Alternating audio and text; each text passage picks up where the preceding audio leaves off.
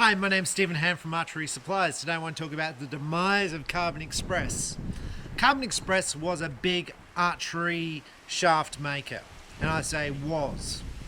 And the other day I was listening to a podcast from Tim Gillingham, and he was said that the impact staff shooters have on a brand often is unacknowledged, and he was talking about Bowtech dropping him and the impact this will have on sales for Bowtech that may or may not have. Now, the example Tim used was Carbon Express, when Carbon Express dropped all its staff shooters. And he said this had a massive bearing on Carbon Express, and Carbon Express basically went out of business. Now, this got me thinking. I want to talk about everything I thought about when I was listening to Tim talk. What a company wants is to increase its sales. Okay, so they want to increase sales and they want to take measures to increase their sales. That's what they want to do in business. So I was thinking, well, this is interesting because I used to be the gold tip distributor for Australia. Used to be. Tim works for Gold Tip, right? So this got me thinking, well, Gold Tip actually, I had $100,000 worth of stock in Gold Tip in my store. Over $100,000 in Gold Tip. Gold Tip shafts, and I used to supply shops all around Australia. Gold Tip made a decision. They were like, well, we're going to give it to this other shop, a gun shop, and they're going to have it full exclusive to Gold Tip in Australia. Now, at the time, I sold about $250,000 worth of Gold Tip a year, and the gun shop said they will sell $500,000 a year to Gold Tip. Okay, so Gold Tip's like, well, okay, we'll bugger Stephen off. Bugger his $100,000 he's invested in the company, and we're going to set up this other guy in Sydney to sell Gold Tip, and he's going to sell $500,000 because he's going to get Gold Tip into all these gun shops in Australia, and Gold Tip will double sales in Australia. That was the goal, right? That didn't happen. Didn't happen. Gold Tip sold $50,000 that year, and the whole lot of those sales were to me. I was the only person who would buy Gold Tip from them, and I had $100,000 of Gold Tip shafts. So I was a bit pissed at the whole thing. So my sales went from $250,000 down to $50,000 a year, and the whole sales in Australia dropped from $250,000 to $50,000. So the following year, Gold Tip come along and go, well, we'd like to have you back, but we're going to give it to a few other dealers as well around Australia. I was like, great. Anyway, so I kind of think about it. I'm like, well, does Gold Tip actually look at that now? Does Tim look at that and go, well, what's sales in Australia now versus before? Are sales growing? Because Tim actually sponsors a few archers in Australia. I couldn't name them. No disrespect, Tim. I couldn't name who you sponsor in Australia. I could only name one person who you sponsor in Australia. But I'm sure you sponsor more people. Okay, so this is one of my things about giving and stuff away and the effect on staff shooters that Tim mentioned. So I want to get into Carbon Express, but we're just going to talk about sales in general. Now, this has happened to me with other brands like Obsession. I brought $100,000 of Obsession bows come in. I've already done videos of this. It comes in the week after it comes in. I waited 6 months. I paid the money up front for the bows. 6 months later, the shipment comes in, but it's not exactly what I ordered because it is what it is. And they go, we're going to sell Obsession to other people. I'm like, great. So I've got all these bows, and now you're going to sell it to other people. And by the time I get them into Australia, you've already started changing your brand, what models are available. So now Obsession, well, you all know what's happened to Obsession, right? Or Martin Archery. And I always say, and I said to Obsession when they made this decision, well, this is your decision to make, but it has a bigger impact overall. Because if you do this to me, you're saying to all the dealers around the world, if you invest in our brand a large sum of money, and the guy next door to you wants to have Obsession, we will sell to him. So there's no point in you buying large quantities of Obsession. You might as well just buy one or two. Okay. Now this has happened with other brands in the past, and but let's go back to a Carbon Express. So Tim Gillingham said, Carbon Express dumped their shooters and that caused the brand to collapse. Now, Carbon Express is made up of several companies. It's a umbrella corporation. I think it's owned by some sort of funding group. Okay, and it's got Truefire release aids and Rage broadheads and Muzzy broadheads. I think I might have this all wrong, right? It had some. I think I've got some of this right. It had some target faces, some target butts, Morel, big shot 3D targets, shooter bucks, and it's got lots of other brands under its umbrella. And archery is only part of what it does, right? It's like a big finance company who owns it. So when it took over, so Carbon Express used to have lots of different products: recurve arrows, top line arrows, hunting arrows, beginner arrows, everything it used to have. And we used to sell quite a lot of Carbon Express. Then COVID came along and stuff was really hard to get. So for me, Truefire was a major release aid brand for my business. I used to include Truefire releases with most of my bow packages. Couldn't get them. I couldn't get anything out of Carbon Express. It just literally dried up overnight. And I'm not going to say it's because they buy stuff from China. I don't know if it comes from China, and I'm not saying that. The Carbon Express arrows absolutely came from overseas, so there's no question about that. But it just dried up. Couldn't get the stuff. So you didn't order Truefire releases, you didn't order Carbon Express arrows, you didn't order stuff. So all your Carbon Express stock became worthless overnight. So you've got these $400 arrows, a dozen sitting on your shelf. You couldn't get the points for them, you couldn't get the pins for them. It was like, what do I do? I'll just discount them really cheap and try and sell them because someone else might have the bits that will go with these and people will buy them because they're cheap. That's what happened with Carbon Express. You couldn't buy the stuff. And they dropped a whole series of products. So their top line product, I don't even know if they still produce. In fact, I don't really know what's happened with Carbon Express. I think they've got a few lines, so I'll pull up some videos. I'll go and do some research after I shoot this video and sort of see what's left in Carbon Express. But at the moment, like I do not have a single Truefire release aid, I believe, in stock. And I sell lots of Truefire release aids. It was every bit as big as Trueball for me.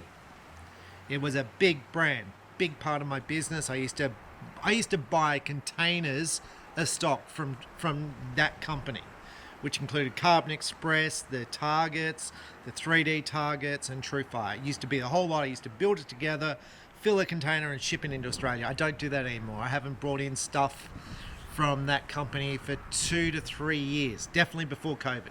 All right, so it all just dried up.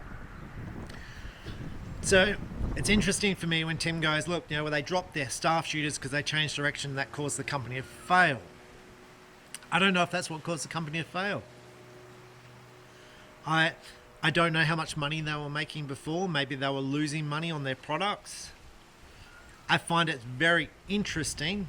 So Truefire release aids used to be a family business. It got sold to this big company, and they were good releases. Good releases. I don't think there's any question about the quality of their releases. And then it's just, and I assume it's just not me. I assume it's just not my shop. I assume every shop around the world, but please tell me if I'm wrong, is the same, that they used to stock Carbon Express, Truefire, and Rage was huge. I don't even have Rage now in my store. And I'm sure people still shoot them, but it was like so hard to get the stock that it was like, and as I understand, all the Carbon Express stuff stopped. So I don't know if it's due to the profit margins being so low, the costs of running the business. They cut back the costs and they're like, look, these costs are too high for these staff shooters, that we'll cut that, we'll cut the brands, because without the staff shooters, the brands won't sell. I don't know. But I find it in a business sense because I have companies who do the staff shooter stuff, and I'm going to say Hoyt. Hoyt give away lots of bows, especially where I'm based. They give away bows plus arrows. And then you've got other companies, I'm going to say like the Chinese companies, no disrespect to Chinese or disrespect to Hoyt, different business models is what I'm saying. You've got Hoyt who give away stuff, And they go, well, you want an X10? It's going to be $800 a dozen. But we're going to give away a few X10s to the top shooters to make the second tier shooters want to buy the top stuff. All right, so if you're a top shooter in Australia or around the world, you'll be given your arrows, and that will make the second, third tier people buy the arrows. The Chinese just go, well, we're going to have a cheap product, a more affordable product, and we won't sponsor anyone, and it will just be half the price of the American product. It's a different business model. It's like the Nike, we're going to sponsor Michael Jordan, and the other company, I don't know, another shoe company, and we're going to have shoes at 1/5 the price of Nike. It's a very interesting business model. Now, from my experience with Nike shoes and what's this got to do with Carbon Express, my son always used to wear Nike shoes playing basketball. They used to cost me $250, $300 a set of Nike shoes. They would last 3 months. 3 months, $300, gone. Because the soles would blow out because he used to play basketball all the time. But it's like, what else do I buy? I don't know another shoe. And Michael Jordan had all these shoes, massive, and it's not like the quality was good, because they used to fall apart all the time. It was just like, well, what's my alternative? I didn't know of an alternative. And in Australia, there was no shoe stores that I could go into and buy a basketball shoe for my son. So it was like buy online, generally buy in America, and bring the stuff in. And then they'd fall apart, and it was like, oh, well, there goes another $300. Anyway, so I understand where Tim's coming from, and I'm going to say it's a different business model. I'm not saying Tim's right or wrong. It's just like what business model works for what company. For me, having sold Gold Tip, and I used to sell a lot of Gold Tip, I don't think it made any impact at all about the staff who shot them. No disrespect, Tim. I would have liked to give away some Gold Tip arrows to the top shooters around Australia. I never did because it was never offered. I would have liked to, but it was never offered, and it was just like sell, sell, sell. The thing for me that sold Gold Tip really well was for the retail shop. When I used to sell to all the shops around Australia, there was a margin there that shops, when they sold Gold Tip, they made some money. They made some money when they sold it. It was a good quality product and the pricing was good. Okay, so this is going back. I've been selling Ultra Gear for years and years and years, and I'm going to say we've been selling, my dad was a Gold Tip distributor for, I'm going to say, maybe 30 years in Australia. They were just really robust, well priced. They were tough arrows at a good price, and that's what used to sell them. It may be different for your shop in your area, but that's what sold them. And now there's just so much more competition in the marketplace. There is so many brands and so many good products, and for me, I don't know if my pricing went up or whether Gold Tip started to supply other shops, but then it was like, well, now we're bringing in other brands because Gold Tip, we lost our exclusive, so we brought in other brands, and now our Gold Tip sales, like, we sell okay with Gold Tip, but it's nothing like it was. Like I said, we do okay with Gold Tip, but it's Gold Tip for us used to be our number one line. And now it's probably number 4 in arrow shafts. So I think it's number 4, maybe 5. And it's still like, it's not a bad number, but it's not like it was. So I don't know how that it compares to Gold Tip overall in Australia. I don't know. Maybe they sell more Gold Tip in Australia now than they ever did. But for me, from what I see of it, that's not the case. But they give away a lot of shafts now in Australia. I just don't know anyone who they give them to. And so when I say they give them away, I see people saying I'm a Gold Tip sponsored shooter. I'm trying to think of some people. Lady up in Queensland, no disrespect, Elisa. I just forgot. She's sponsored by Gold Tip. I don't know what they give her because I think the contract is silent. I'm pretty sure she's still sponsored by Gold Tip. But there are people around, but now I'm like, I lose track of it because I don't know really what it means. I don't know if they're giving a whole bunch of stuff or whether it's just a dozen arrows or whether it's a discount. I'm not sure what it is because it's silent. Anyway, I'm Stephen Han on that topic of the collapse of Carbon Express. And if you buy Carbon Express still, drop a line below that it's still a thing for your shop. I assume for all shops it's no longer a thing. I'm going to finish with, I think part of it is the passion of the owner. Like when Pete Shepley ran PSE, and I'm going back to PSE, it was like he put pressure on me. It was like, it's a joint thing. Okay, what do we need? What do we need to increase the sales of PSE in Australia? What are the things? They would listen and it would come back, and it was years and years of work. Years and years of develop. Like with Gold Tip originally, we used to talk all the time with what's going on in sales and what we need to do and pricing, and then when it gets taken over by a big umbrella company, it's like often there's not the same level of commitment, I'm going to say. No disrespect to the people doing the jobs, because I think the owners work 7 days a week all the time.